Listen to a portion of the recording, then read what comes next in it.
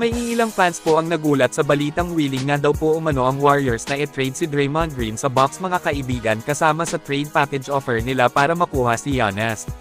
Ayon sa bagong report ngayon na willing daw po ang GSW na ibigay sina Draymond Green, Jonathan Kuminga, Brandon Podziemski at ilang future first round picks para kay Giannis Antetokounmpo.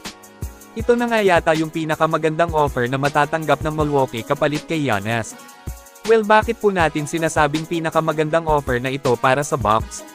Una, makakakuha sila ng isang veteranong si Draymond Green kung saan ang kanyang championship experience ay hindi na nga pwedeng baliwalain lang. 4 na beses na itong nagkampiyon sa liga kaya totoong subok na siya ang kanyang matibay na depensa ay hindi mo talaga bastang makikita sa iba. Ang pinakamalupit ba dito kay Dre ay napaka-mautak nitong maglaro. Pangalawa, may dalawang young talented player din sa inilatag na package ng Dubs na sina Jonathan Kuminga at Brandon Podziemski. At ang maganda pa, maraming future first round pick ang ibibigay ng GSW sa Bucks para kay Giannis. All in na nga sila dito kaya sa tingin ko wala nang dahilan para umayaw ang Bucks sa napakagandang offer ng Warriors sa kanila. Kayong mga kaibigan, ano ang masasabi nyo tungkol dito? Mag-comment lang po.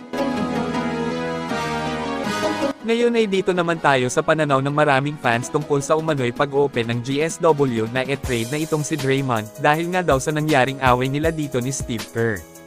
Paniwala ng iilang fans na hindi na nga daw po kayang i-handle ng coaching staff nila ang pangit na ugali ni Green. Well, para sa akin mukhang may punto naman yung mga fans dito, kasi sa mga hindi pa nakakaalam, ito'y sinabi rin mismo ni Steve Kerr na tumawag daw umano si Mike Dunleavy Jr. sa kanya tungkol sa trade. Kung saan matik na humingi ang GM ng Dubs ng suggestion sa Warriors coach veteran. Kabilang na dyan syempre kung okay ba si Kerr sa ideyang bitawan si Draymond Green. Ang naging sagot lang nga daw umano ni Kerr kay Mike Dunleavy Jr. ay kumbaga hindi siya magbibigay ng anumang suggestions para sa trade at kung sino ang dapat na kukunin at kung sino-sino ang mga dapat na bitawan.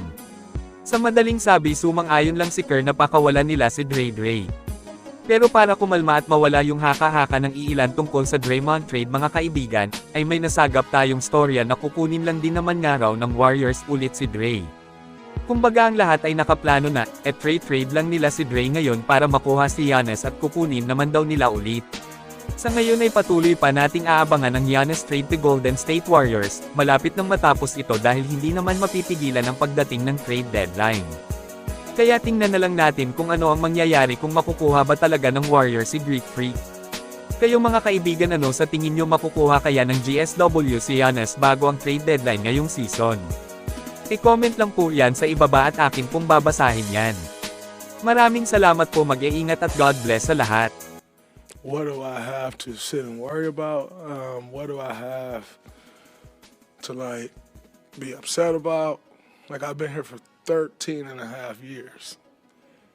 That's longer than probably 98% of NBA players have been in one place. And this guy from Saginaw has been in a place for 13 and a half years.